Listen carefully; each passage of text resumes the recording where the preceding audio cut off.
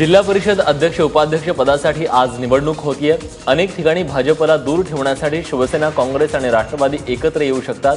ABP माझाच्या सूत्रांनी ही माहिती दिली आहे। केवळ सिंधुदुर्गात शिवसेना आणि भाजप युती होण्याची चिन्ह दिसतात, तर उस्मानाबाद, कोल्हापूर, नाशिक, नांदेड, सांगली आणि बीड या जिल्ह्यात स्थानिक समीकरण जुळत नसल्यानं शिवसेना, काँग्रेस आणि राष्ट्रवादी तीव्र मतभेद आहेत। त्यामुळे हे तीनही पक्ष या जिल्ह्यात एकत्र येण्याची शक्यता कमी आहे। त्या व्यतिरिक्त अन्य ठिकाणी या तीन पक्षांची युती होणार हे जवळपास निश्चित आहे।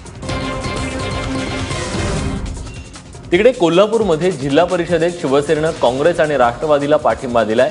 भाजपकडून त्रास होत असल्यानं हा निर्णय घेतलाय।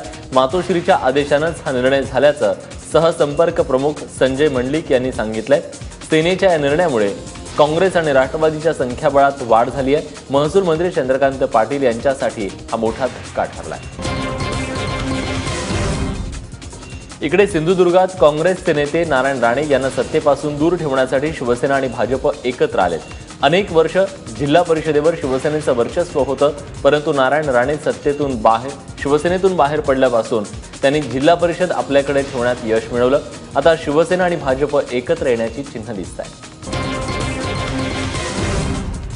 नाशिक जिल्हा परिषदेत कोण सत्ता स्थापन करणार याबद्दल ट्विस्ट निर्माण झालाय। सत्तेसाठी अभद्र युती करणाऱ्या शिवसेना आणि काँग्रेसच्या प्रयत्नांना सुरुंग लागण्याची शक्यता आहे। आज होणाऱ्या अध्यक्ष उपाध्यक्ष निवडीसाठी भाजप राष्ट्रवादीची युती होण्याची शक्यता निर्माण झाली आहे। राष्ट्रवादी आणि भाजप या नेत्यांच्या गुप्त बैठका झाल्याचं देखील कळत आहे। त्यामुळे नाशकात मोठी राजकीय उलथापालथ होणार असंही बोललं जात आहे। त्यामुळे सत्ता स्थापनेत माकप आणि अपक्षांना अनन्यसाधारण असं महत्त्व प्राप्त झालं।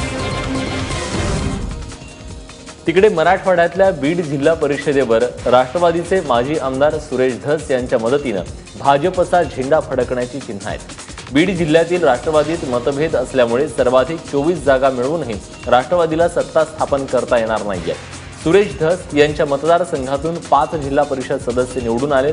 हे सदस्य भाजपसोबत गेले तर त्यांची संख्या बहुमताचा आकडा गाठू शकते। पंकजा मुंडेंनीही तसे संकेत दिले।